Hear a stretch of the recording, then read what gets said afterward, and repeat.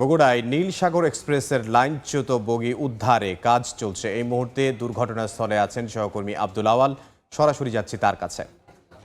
বগুড়ার সান্তাহারে দুর্ঘটনা কবলিত নীলসাগর এক্সপ্রেস উদ্ধারে কিন্তু গত 1 ঘন্টা আগে থেকেই যে পাবনাতে ঈশ্বরদী থেকে যে উদ্ধারকারী ট্রেন সেটি কিন্তু তাদের উদ্ধার কার্যক্রম শুরু করেছে এবং যেই 9টি বগি আসলে এখন পর্যন্ত লাইনচ্যুত হয়েছে তার মধ্যে কিন্তু ইতিমধ্যে একটি বগি আসলে লাইন থেকে সরিয়ে কিন্তু আসলে পাশে রেখে দেওয়া হয়েছে এবং আরও একটি দুর্ঘটনা কবলিত রেল বগি কিন্তু উদ্ধারের জন্য উদ্ধারকারী ট্রেন তাদের কার্যক্রম চালিয়ে যাচ্ছে। এবং দর্শক আরও কিছু তথ্য আপনাদেরকে জানিয়ে রাখি যে ইতিমধ্যে কিন্তু উত্তরবঙ্গে যে রেল ব্যবস্থা সেখানে কিন্তু আসলে অচল অবস্থা দেখা দিয়েছে।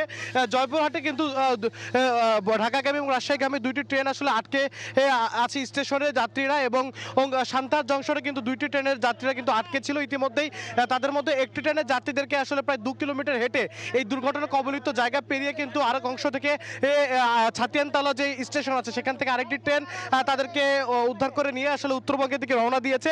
এবং এখন পর্যন্ত যে এই নীলসাগর এক্সপ্রেসটি যেটি আসলে দুর্ঘটনা কবলিত হয়েছে আমরা নিশ্চিত করেছি প্রায় শতাধিক যাত্রী যারা ছিল ঈদ যাত্রায় তারা কিন্তু আহত হয়েছেন এবং আহতরা প্রত্যেকেই যেই নগর সদর হাসপাতাল রয়েছে, আদমদীঘি উপজেলা স্বাস্থ্য কমপ্লেক্স আছে সেখানে কিন্তু তারা চিকিৎসাধীন আছে। তবে এদের মধ্যে কিন্তু গুরুতর অবস্থায় কেউ নেই, অর্থাৎ শঙ্কার ব্যাপারটি নেই বললেই চলে। এর পাশাপাশি কিন্তু দুর্ঘটনার যে ঘটনা তদন্তে এখানে যে রেলওয়ে কর্মকর্তারা আছেন তারা রেলের যে চিফ ইঞ্জিনিয়ার আছেন তাকে প্রধান করে 4 সদস্যের একটি কমিটি গঠন করা হয়েছে। এর পাশাপাশি সান্তাহার রেলওয়ে জংশনের যিনি এখানে সহকারী স্টেশন মাস্টার আছে দায়িত্ব অবহেলার কারণে তাকে সাময়িক অব্যাহতি দেওয়া হয়েছে এবং এখন থেকে কতক্ষণ নাগাদ আসলে এখানে উদ্ধার কার্যক্রম শেষ হবে বা কতক্ষণের মধ্যে আসলে উত্তরবঙ্গের সঙ্গে ঢাকার রেল যোগাযোগ স্বাভাবিক হয়ে এ নিয়ে কিন্তু এখন পর্যন্ত রেল কর্তৃপক্ষের কাছ থেকে কোনো আশানুরূপ বাণী পাওয়া যায়নি। তো বগুড়া থেকে এই ছিল এখন পর্যন্ত আমার কাছে সর্বশেষ।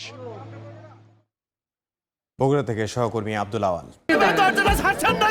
আমি কি কিছু ধরেছি নাকি?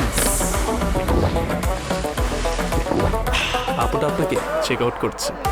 জাস্ট কুল থাকুন।